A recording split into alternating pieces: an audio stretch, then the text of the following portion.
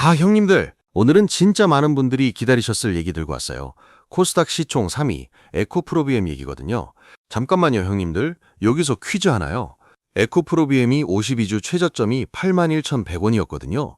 근데 그 가격에서 지금 현재 가가 20만 원대예요. 연초 대비로만 35%가 올랐어요. 그리고 2025년에 드디어 흑자 전환에 성공했어요. 영업이익 1,428억 원이에요. 숫자만 보면 진짜 귀환한 거 맞죠? 근데요, 그 흑자의 속을 들여다보면 이야기가 달라지거든요.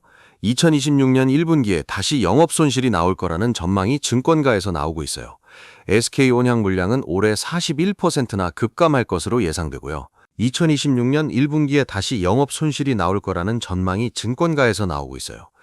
SK온양 물량은 올해 41%나 급감할 것으로 예상되고요. 그러면 자연스럽게 질문이 나오잖아요. 지금 에코프로비엠 35% 오른 거 진짜 반등의 시작이냐, 아니면 다시 물릴 수 있는 함정이냐? 이게 오늘의 핵심이에요. 흑자 전환의 진짜 속내부터 헝가리 공장 모멘텀까지 지금 이 타이밍에 다 정리해 드릴게요. 본격적인 영상 시청 전에 구독이랑 좋아요 한 번씩만 눌러주시면 우리 형님 누님들 보유하신 종목들 최소 2%씩 올라갈 수 있도록 제가 정말 간절한 마음으로 기원할게요. 믿거나 말거나 어차피 돈 한 푼 드는 일 아니니까 선한 영향력 끼친다고 생각하시고 한 번씩만 눌러주시면 제가 진짜 좋은 일 생기도록 기원할게요. 자, 그럼 먼저 에코프로비엠이 어디서 어디까지 왔는지 흐름부터 잡고 가야 해요. 2023년 고점에서 에코프로비엠이 52주 최저 81,100원까지 빠졌거든요. 2차전지 버블 붕괴, 전기차 캐즘, SK온 고객사 부진, 여기에 적자까지 겹치면서 완전히 외면받았어요. 근데 2026년 들어서 분위기가 달라졌어요. 연초 기준으로 35% 급등했고요. 3월 5일 하루에만 플러스 7.81% 폭등했어요. 그날 외국인이 63,500주, 기관이 동시에 순매수로 들어왔거든요. 이게 단순한 반등인지 아닌지를 판단하려면 흑자 전환 숫자부터 뜯어봐야 해요. 2025년 연간 실적이 어떻게 나왔냐 하면요.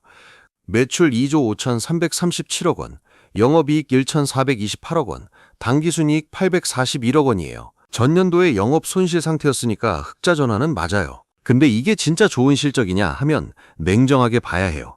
흑자를 만들어낸 구조를 뜯어보면요. 그 2분기 영업이익 490억 원 중 405억 원이 인도네시아 투자 관련 이익이었거든요.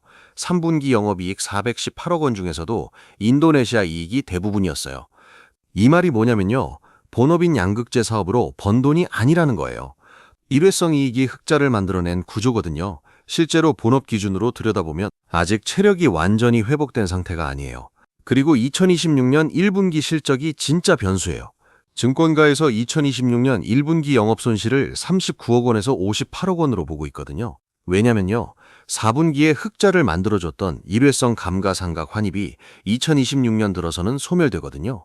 그리고 SK온 포드 북미 합작사 청산 여파로 SK온향 물량 조정이 지속되고 있어요. SK온향 판매량이 올해 18,000톤으로 41% 급감할 것으로 예상되어 41%요. 이게 얼마나 큰 충격이냐면요. 에코프로비엠 전체 판매량에서 SK온 비중이 상당하거든요. 그 물량이 거의 반토막 나는 거예요. 반면 삼성 SDI향은 45,000톤으로 10% 증가가 예상돼요. 삼성 SDI가 재고 조정을 미리 마쳤고 1분기부터 판매가 회복되는 구조거든요. 근데 SK온 감소폭을 삼성 SDI가 다 메워주기는 역부족이에요. 그래서 1분기 실적 발표가 나오면 단기 주가 변동성이 커질 수 있어요. 헤드라인으로 1분기 영업 손실이 나오면 흑자 전환이 도로 꺾였다는 뉴스가 나올 테니까요. 자, 그러면 여기서 진짜 핵심으로 넘어가야 해요. 에코프로비엠 중장기 스토리의 핵심이 헝가리 공장이거든요. 헝가리 데브레첸에 짓고 있는 이 공장이 2026년 2분기 말에 1호 라인 가동을 시작해요. 연간 18,000톤 규모고요. 이게 최대 54,000톤까지 확장 가능한 구조예요. 이게 왜 중요하냐면요. EU 산업가속화법, 영어로는 IAA라고 하는데요. 이 법에서 배터리의 유럽 내 생산을 의무화하고 있거든요. 배터리에 들어가는 소재인 양극재도 유럽에서 만들어야 한다는 거예요. 2030년까지 배터리 핵심 부품 5가지 이상을 유럽 내에서 생산해야 해요. 그런데 국내 양극재 업체 중에서 유럽의 현지 생산 거점을 갖춘 곳이 에코프로비엠밖에 없어요. 독점이에요. 유럽 자동차 회사들 입장에서는 2028년부터 CO2 배출량 규제 유예 3년이 끝나거든요. 그러니까 2026년부터는 전기차 출시를 서두를 수밖에 없는 구조예요. 유럽 전기차 플릿 비중이 50%를 넘어서고 있고요. 자동차 회사들은 자연스럽게 유럽 현지에서 만든 양극재를 써야 하는 구조가 되는 거예요. 다울투자증권이 이 이후로 목표 주가를 27만 원으로 상향했어요. 그리고 유가 얘기를 빼놓을 수가 없어요.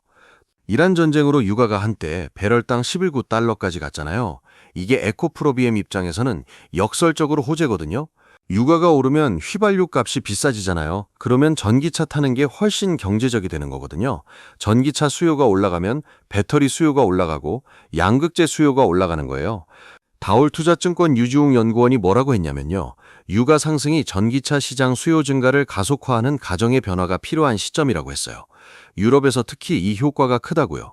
지금 이란 전쟁 종전 국면이라 유가가 80달러대로 내려왔지만 이란 강경파가 아직 살아있는 상황에서 유가 변동성은 계속 남아있고요. 유럽 전기차 정책 드라이브는 유가와 무관하게 계속 진행되거든요. 수급도 같이 봐야 해요.